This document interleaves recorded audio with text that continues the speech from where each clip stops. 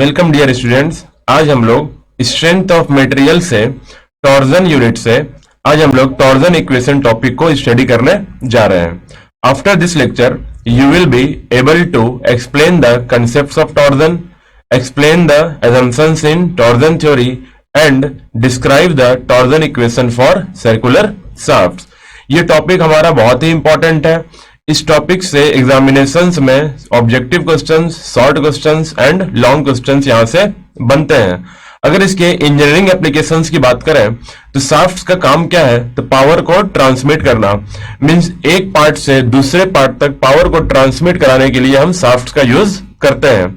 For example, हमारे जितने भी ऑटोमोबाइल्स हैं तो इंजन से लेके बैक एक्सल तक अगर हम पावर को ट्रांसमिट करेंगे तो वहां पे एक शाफ्ट होता है जो कंटिन्यूअसली रोटेट करता रहता है। या अगर हम टरबाइन से इलेक्ट्रिसिटी प्रोड्यूस करते हैं तो टरबाइन से इलेक्ट्रिक जनरेटर तक एक शाफ्ट कनेक्टेड होता है, जो शाफ्ट हमारा पावर को ट्रांसमिट करेगा और जनरेटर को रन कराएगा, जिससे हमारा इलेक्ट्रिसिटी प्रोड्यूस होगा। तो शाफ्ट होता क्या है?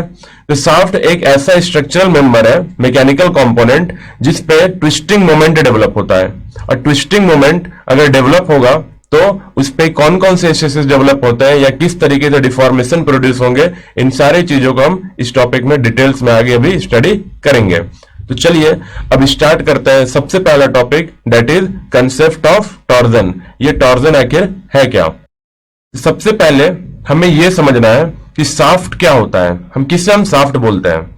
तो shaft is a mechanical component used to transmit power and it is subjected to twisting, couples or torque. So it is a mechanical component.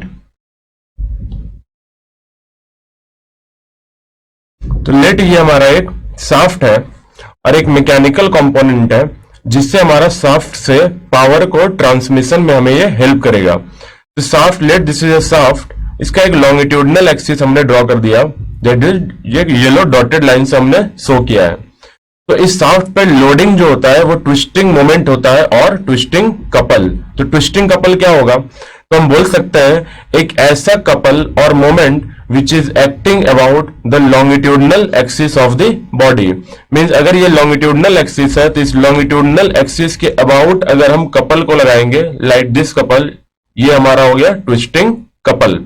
तो हम बोल सकते हैं इस शाफ्ट पे हमने दो ट्विस्टिंग मोमेंट शो किया हुआ है, एक हमारे लेफ्ट एंड पे और एक हमारे राइट एंड पे। तो ये क्या है कि लेट ये शाफ्ट हमारे anti clockwise twisting moment apply है एंड एट राइट एंड हमारा क्लॉकवाइज मोमेंट है। तो हम बोल सकते हैं this is shaft and this is clockwise rotating and this is anti clockwise rotating. तो ये जो ट्विस्टिंग कपल होता क्या है? तो एक ऐसा couple which is acting about the longitudinal axis of the shaft. या हम इसको डिफरेंट तरीके से ये भी बोल सकते हैं कि ट्विस्टिंग मोमेंट और ट्विस्टिंग कपल एक ऐसा मोमेंट है जिनका प्लेन हमारे लॉन्गिट्यूडनल एक्सिस के परपेंडिकुलर होगा। Let this is the plane of the couple. तो प्लेन अगर ये है तो ये किसके अबाउट है? Which is about longitudinal axis. तो देखिए ये लॉन्गिट्यूडनल एक्सिस के हमेशा कपल क्या होगा? It is will be perpendicular. तो ऐसे कपल्स को हम बोल सकते हैं ट्विस्टिंग मोमेंट और ट्विस्टिंग कपल, या इसी को हम टॉर्क भी बोलते हैं। तो हम सिंपली बोल सकते हैं shafts are used to transmit power and it is subjected to twisting couples. तो ट्विस्टिंग कपल क्या होता है? The couple acting about the longitudinal axis of the shaft और एनी बॉडी। जिस भी बॉडी के एक्सिस के अबाउट हमारा जो कपल होगा, ऐसे कपल को हम बोलते हैं ट्विस्टिंग कपल। ट्विस्टिंग कपल का जो प्लेन है, that plane will be always perpendicular to longitudinal axis. This plane is always perpendicular to longitudinal axis. It is also known as twisting moments और टॉर्क। तो ये हो गया हमारा ट्विस्टिंग मोमेंट और टॉर्क, या हम इसे बोल सकते हैं ट्विस्टिंग कपल। अगर हम ये शो करें कि ये ट्विस्टिंग कपल है कौन से लोडिंग के कारण डेवलप हुआ है, तो उस लोड को समझ लेते हैं एक बार। तो लेट ये शाफ्ट है और इस पर लोडिंग कैसा है? This is circular shaft. अगर हमारा लोड इस पे जो एक्सिल लोड है वो हमारा ट्रांसवर्स शियर लोड ना होके इसेंट्रिक ट्रांसवर्स शियर लोड हो जाए, और ये हम पहले भी डिस्कस कर चुके हैं। What is eccentric transverse shear load? The load which is parallel to cross section but does not coincides with या और does not intersect the longitudinal axis. जैसे शाफ्ट को अगर समझें तो अगर एक load, this is longitudinal axis, अगर लोड टेंजेंशियली इसके ऊपर से राइट डायरेक्शन में जा रहा हूं और एक डाउनवर्ड डायरेक्शन से एक टेंजेंशियली लेफ्ट डायरेक्शन में आ रहा हूं, तो बताइए ये जो लोड है एक क्लॉकवाइज मोमेंट प्रोड्यूस करेगा। This will be a clockwise moment about the longitudinal axis. तो कितना ये क्लॉकवाइज मोमेंट है, that T will be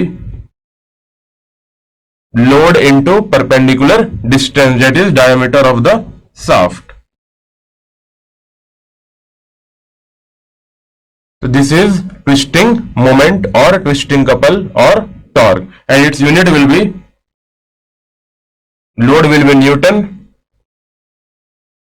and perpendicular distance, that is diameter is meter. तो twisting moment जो हमारा डेवलप होता है, that develops due to eccentric transverse shear load, the load which is parallel to cross section and does not intersect the longitudinal axis. तो ये हो गया हमारा शाफ्ट्स एंड ट्विस्टिंग कपल्स के बारे में हम समझ चुके हैं।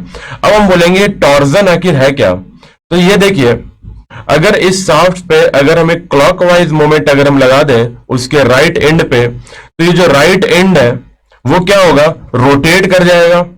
किसके अबाउट दैट लॉन्गिट्यूडनल एक्सिस। तो हम बोल सकते हैं अगर ये क्रॉस सेक्शन है फ्री एंड पे, तो ये फ्री एंड अब रोटेट करेगा clockwise about that longitudinal axis just because of twisting moment acting in the clockwise direction. और ये रोटेशन तभी होगा जब हम बोल सकते हैं इस शाफ्ट का एक एंड फिक्स्ड हो। तो मान लेते हैं दिस एंड इज फिक्स्ड